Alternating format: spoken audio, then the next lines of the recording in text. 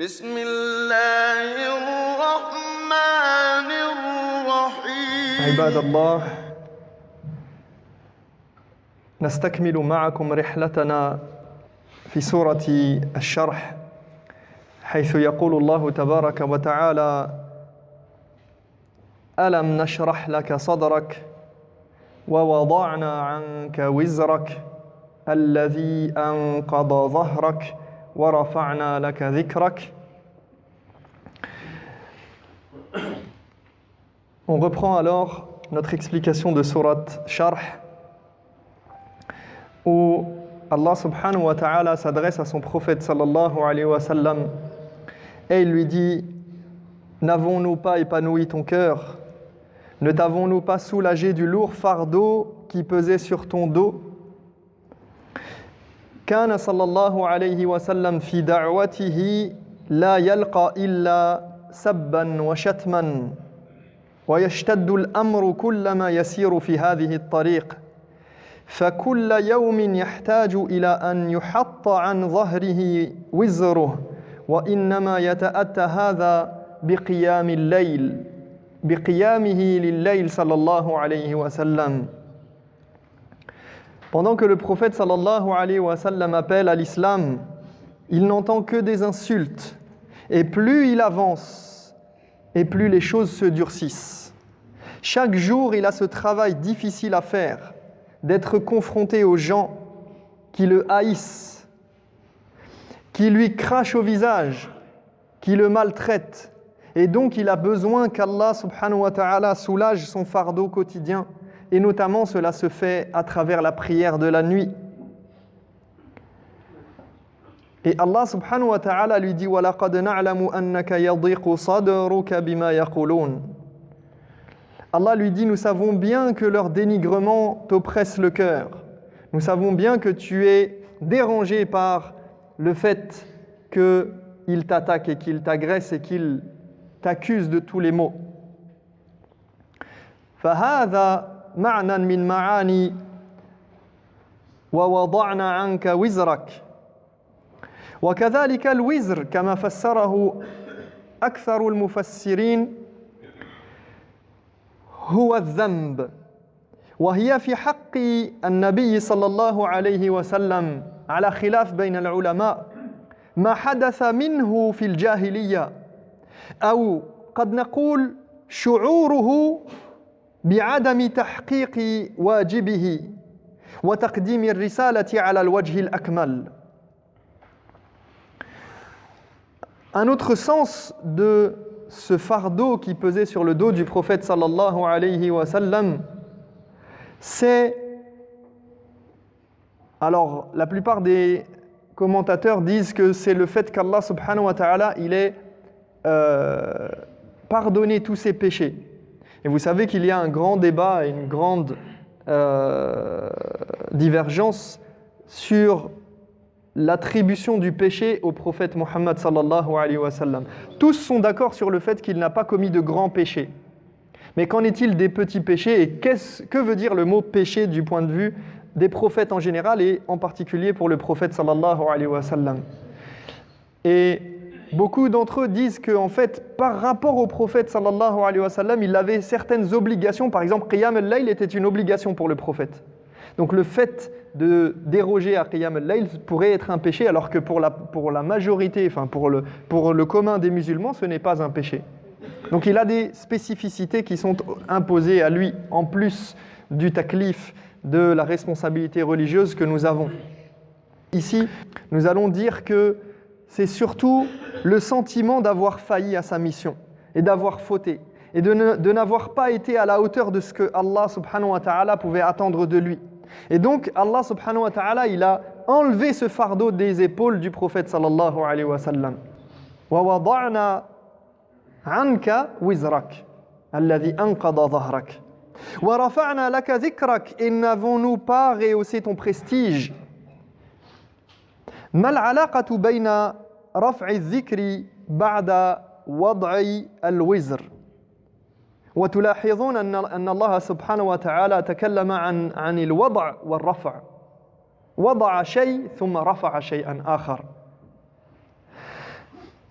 رفع الذكر يحيي معنى لطيفا وهو أن العاقبة للمتقين وأن العاقبة للنبي صلى الله عليه وسلم فهو التبشير بقدوم النصر والتمكين. Quel est le lien entre le fait qu'Allah subhanahu wa ta'ala il parle du fait d'avoir rehaussé le prestige du prophète sallallahu alayhi wa sallam et d'avoir de parler de ça juste après le fardeau qu'il lui a enlevé? Eh bien, vous remarquerez que déjà il dit il a fait tomber le fardeau en arabe. Wada'a, il a abaissé quelque chose et juste après il a élevé autre chose. Donc il a enlevé quelque chose et il a rehaussé et élevé autre chose. Eh bien, le fait que sa mention soit élevée au prophète sallallahu alayhi wa sallam va faire tomber un autre fardeau qui est que si sa mention est élevée, qu'est-ce que ça sous-entend? Qu'est-ce que ça signifie? C'est une garantie de la victoire. Une garantie de la victoire de l'islam et donc un soulagement de son fardeau. Car il sait qu'au final, il va gagner et que l'issue sera favorable à l'islam. قال مجاهد لا أذكر يعني هو يفسر هذه الآية قال لا أذكر إلا ذكرت معي أشهد أن لا إله إلا الله وأشهد أن محمد رسول الله فنقول هذا في الصلاة وهذا في النداء في الآذان والإقامة وفي كل وقت وحين. Allah a rehaussé son prestige au prophète Mohammed sallallahu alayhi wa sallam en associant son nom au sien. Comme l'a dit Mujahid, cela signifie aussi que chaque fois qu'on mentionne Allah, on mentionne le prophète sallallahu alayhi wa sallam. À chaque seconde, dans le monde entier, le nom de Muhammad est mentionné en bien. Le prophète sallallahu alayhi wa sallam est honoré. La mention du prophète sallallahu alayhi wa sallam a été élevée pour l'éternité. فالله سبحانه وتعالى يذكر نبيه صلى الله عليه وسلم بهذه النعم الثلاثة التي ربما نسيها أو لم يتنبه لها. ألم نشرح لك صدرك بهدايتك إلى الإسلام ألم نضع عنك حملك وذنبك الذي لولا هذا لأثقل عليك ولا أثر على ظهرك وفيك ألم نرفع لك ذكرك ألم نجعلك أعظم إنسان على وجه الأرض فلما الاكتئاب والهم والغم والحزن. Donc Allah subhanahu wa ta'ala dans ces trois versets il rappelle à son prophète sallallahu alayhi wa sallam trois faveurs qu'il peut avoir oubliées. Ne t'avons-nous pas apaisé en te donnant l'islam? N'avons-nous pas pardonné tes péchés et ne t'avons-nous pas soulagé du fardeau de tes péchés qui autrement t'auraient affecté? N'avons-nous pas élevé ton nom et fait de toi l'homme le plus respecté, admiré et aimé de toute l'histoire de l'humanité? Pourquoi donc t'affliger? Pourquoi donc te prostrer et te sentir abattu à cause de leurs accusations à ton égard? لماذا تلتفت إلى كلامهم وقد أعطاك الله كل هذه النعم. Ces questions ne nécessitent pas de réponse. Allah est en train de dire à son prophète sallallahu alayhi wa sallam, regarde toutes ces faveurs qu'Allah t'a accordées. Comment leurs attaques, si dures soient-elles, peuvent-elles t'affliger et peuvent-elles te faire sentir prostré et rabaissé et abattu? أنت مسلم قد غفر الله ذنبك ورفع وعظم ذكرك ولا شك أن النبي صلى الله عليه وسلم خير من حصل على هذه الخصال ولكن كل منا يشاركه صلى الله عليه وسلم فيما أعطاه الله من نعم لأننا أتباعه وأصحابه وأمته صلى الله عليه وسلم. Tu es un musulman. Tu es musulman, tu es guidé par Allah subhanahu wa ta'ala. Tes péchés ont été pardonnés et tu as été honoré. Et il ne fait aucun doute que le prophète sallallahu alayhi wa sallam a atteint la perfection dans ces trois caractéristiques. Mais tout ce qui s'applique, et retiens-le bien, c'est une règle, tout ce qui s'applique au prophète sallallahu alayhi wa sallam, sauf cas très exceptionnels, s'applique à nous dans une certaine mesure. Pourquoi ? Parce que nous sommes ses fidèles, nous sommes ses suiveurs, nous sommes sa communauté sallallahu alayhi wa sallam. Chaque musulman peut avoir le cœur épanoui par l'islam. Chacun de nous peut avoir tous ses péchés pardonnés. Chacun peut avoir son rang et son prestige rehaussés par ses bonnes actions, ici-bas et dans l'au-delà. Regarde les faveurs spirituelles que tu as et remercie Allah pour cela et réjouis-toi. قُلْ بِفَضْلِ اللَّهِ وَبِرَحْمَتِهِ فَبِذَلِكَ فَلْيَفْرَحُوا هُوَ خَيْرٌ مِمَّا يَجْمَعُونَ. Dis cela est une faveur et une miséricorde de Dieu dont les hommes devraient se réjouir, car elles sont bien plus précieuses que toutes les richesses qu'ils accumulent. Voilà de quoi le musulman devrait se réjouir. Quand bien même il doit faire face à toutes ces épreuves et à toutes ces difficultés, à ces injures et à ces attaques quotidiennes dans les médias. فَإِنَّ مَعَ الْعُسْرِ يُسْرًا إِنَّ مَعَ الْعُسْرِ يُسْرًا. Ainsi, et il continue, et c'est une conséquence de ce qu'il vient de dire, sache que chaque fois qu'il y a une difficulté, il y a aussi une facilité. En effet, chaque fois qu'il y a une difficulté, il existe une facilité. إِذَا عَلِمْتَ مَا سَبَقَ فَاعْلَمْ أَنَّ مَعَ كُلِّ عُسْرٍ يُسْرَيْنِ. Ainsi, c'est-à-dire maintenant que tu sais tout ça, tu sais tout ce qu'Allah t'a offert et t'a donné comme faveur, sache que, et ça c'est une règle dans ta vie quotidienne, à chaque fois que tu rencontreras une difficulté, l'issue te sera facilitée. وَكُلٌّ مِنَّا يَمُرُّ بِهِ الْعُسْرُ كَثِيرًا فِي حَيَاتِهِ وَلَكِنَّهُ سُرْعَانَ مَا يَزُولُ وَيَحِلُّ مَحَلَّهُ الْيُسْرُ. وهذا وعد صادق نافذ من الله تعالى ويؤكده حديث رسول الله صلى الله عليه وسلم عندما قال واعلم أن النصر مع الصبر وأن الفرج مع الكرب وأن مع العسر يسرا. Allah est en train de consoler son messager sallallahu alayhi wa sallam en lui disant ne t'inquiète pas, les choses vont être facilitées comme elles t'ont déjà été facilitées auparavant. Il lui dit après la pluie, le beau temps, ne t'inquiète pas, même si tu vois l'orage poindre à l'horizon. Sache qu'il y aura des facilités et que le soleil et la lumière d'Allah subhanahu wa ta'ala va rejaillir dans ces ténèbres. Ce qui t'attend est bien meilleur. Nous connaissons tous des moments difficiles dans notre vie, individuellement, mais même collectivement comme c'est le cas actuellement. Mais ces difficultés s'estompent plus vite qu'on ne croit. C'est une promesse d'Allah subhanahu wa ta'ala confirmée par le prophète sallallahu alayhi wa sallam qui nous dit « Sache que la victoire vient avec la patience, que la tristesse s'accompagne du soulagement et que toute difficulté est finalement facilitée. » Et la répétition ici parce que Allah dit « Fa inna ma'al usri yusra, inna ma'al usri yusra » Les commentateurs l'ont interprété de différentes manières, mais c'est premièrement une manière de consoler le prophète sallallahu alayhi wa sallam et d'enlever tout doute. Comme lorsque vous dites à quelqu'un ça va aller, ça va aller. Ne t'inquiète pas, ne t'inquiète pas. Inna ma'al usri yusra, inna ma'al usri yusra. Soit certains mufassiroun ont dit qu'elle concerne le passé et son futur. La première, c'est le passé, et la deuxième concerne le futur. Ou bien une facilité pour ici-bas et une facilité dans l'au-delà. وقد ورد هذا الكلام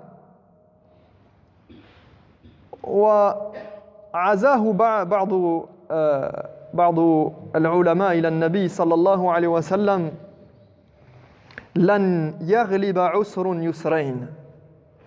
Une difficulté, comme cela est rapporté, certains l'ont attribué au prophète sallallahu alayhi wa sallam, une difficulté ne peut gagner face à deux issues. Une difficulté ne peut pas l'emporter alors qu'il y a plusieurs issues. Et cette règle ne s'applique pas seulement à l'islamophobie, mais à chaque épreuve, chaque difficulté. Chaque difficulté est accompagnée de multiples issues. La maladie, la perte d'un proche, une perte d'argent, un commerce qui s'effondre, un divorce. Tu as subi une injustice, quand Allah décrète une difficulté, ma'al usri yusra. En même temps que la difficulté descend et est décrétée, Allah subhanahu wa ta'ala a décrété des différentes issues et différentes facilités. Cette difficulté décrétée par Allah, elle est accompagnée par de nombreuses facilités. Mais le problème, c'est que nous nous concentrons toujours sur le problème et sur l'aspect négatif des choses, et que notre esprit est trop étriqué pour voir le bon côté des choses. Alors que le croyant doit être optimiste. وَالتَّفَاؤُلْ مِنَ الْإِيمَانِ. L'optimisme fait partie de la foi. Et c'est d'ailleurs cet optimisme qui va permettre de concrétiser la conclusion de cette sourate. فَإِذَا فَرَغْتَ فَانْصَبْ وَإِلَى رَبِّكَ فَارْغَبْ. Pour conclure cette sourate, Allah nous dit alors, et ici je vais m'arrêter sur deux sens principaux, il lui dit alors chaque fois que tu as un moment de loisir, tourne-toi de toutes tes forces vers ton Seigneur. Et dans une autre compréhension, chaque fois que tu as fini une tâche, lève-toi pour en accomplir une autre et aspire à la grâce de ton Seigneur avec ferveur. هذه حال المؤمن دائما وهذا شعاره وهذا ديدنه وهذه صفته التي يكون عليها في ليله ونهاره في حال الصحة وحال المرض والنشاط والفتور لا ينقطع قد يضعف العمل ويكون له فترة ولكنها لا تفضي به إلى التضييع والانقطاع والترك والإهمال. Le croyant ne se laisse pas abattre par la difficulté, au contraire, il continue de prier, il ne s'arrête pas d'œuvrer. Il se peut qu'il faiblisse à un instant, mais il se reprend. أقول قولي هذا وأستغفر الله لي ولكم فاستغفروه إنه هو الغفور الرحيم. إذا فرغت من شغلك ومخالطة الناس والصبر على أذاهم أخل بربك وقم لمناجاة ربك. Dès que tu as fini ton travail et ton dur labeur qui consiste à patienter en appelant les gens à la vérité, à te prendre des claques, retourne vers moi pour prier et trouver du réconfort auprès de moi. Après avoir discuté avec les gens toute la journée, viens me parler, lui dit Allah subhanahu wa ta'ala. Après avoir effectué ta mission et accompli ta mission, et que tu as dû subir les injustices et l'oppression des gens qui sont en face de toi, eh bien n'oublie pas de revenir vers moi à chaque fois, de retrouver du réconfort. إذا فرغت من عمل فانصب وقم لعمل جديد. هذا معنى آخر. ولا ترتاح أبدا لأن هذا الأمر جد وغالي ونفيس ويحتاج إلى رجال. Dès que tu as un moment de libre, dès que tu as fini avec une tâche, dès que tu as fini d'œuvrer, Allah subhanahu wa ta'ala dit à son prophète, remets-toi à l'ouvrage, et notamment en aspirant et en allant vers ton Seigneur. Cela signifie aussi que tu ne goûteras pas le repos, surtout en période de difficulté et en période d'épreuve. Maintenant que tu es réconforté, car malgré toutes les difficultés, tu sais qu'au final ton chemin sera facilité et que tu trouveras sur ta voie des moyens de parer ces difficultés. Sache que ton travail ne s'arrête jamais. Quand tu auras terminé ta mission, fais que ton temps soit dédié à ton Seigneur, et quand la victoire viendra, continue d'adorer ton Seigneur en toute exclusivité. فهذه دعوة للمؤمن ألا يقنط من رحمة الله ولا يفقد الأمل أمام المصائب وأن يفرح بفضل الله وبرحمته حتى يكون كما أراد الله نشيطا فعالا متفائلا تائبا داعيا للخير. C'est un appel d'Allah subhanahu wa ta'ala à tous les musulmans à ne pas baisser les bras face à l'adversité et au contraire à se réjouir des faveurs d'Allah que nous avons et qui doivent nous permettre de reprendre des forces pour mieux se battre et mieux repartir en s'en remettant à notre Seigneur et retournant vers lui, en multipliant les invocations et en ne s'arrêtant pas de lutter pour la bonne cause. d'agir, de ne pas rester en léthargie et de faire le bien. C'est un appel à ne pas rester endormi face à l'adversité, à œuvrer, à agir constamment et à mettre notre confiance en Allah subhanahu wa ta'ala. Donc voilà le message de cette très belle sourate qui a été adressée au prophète sallallahu alayhi wa sallam dans une période difficile, dans une période de calamité, dans une période où il est confronté à son peuple qui le prend en inimitié et qui ne veut que le voir partir et le voir cesser. Et nous, les musulmans d'aujourd'hui, nous vivons cette période. Nous sommes dans une période où notre propre peuple, entre guillemets, certains d'entre eux en tout cas, veulent nous montrer qu'on ne veut pas de vous, veulent nous montrer que vous nous déplaisez comme vous êtes, tel que vous êtes. Nous voulons vous faire changer. Et cette sourate, elle est là pour nous réconforter et nous rappeler que nous ne devons pas désespérer et que nous restions optimistes et que nous devons nous bouger, que nous devons agir dans le cadre de ce qui est réglementé par notre religion et dans ce qui est de manière positive et de manière à être productif et à produire le bien. Mais nous ne devons pas nous reposer sur nos lauriers et rester à ne rien faire. C'est ça notre devoir et c'est ça le message qui est envoyé à toute l'humanité par Allah subhanahu wa ta'ala.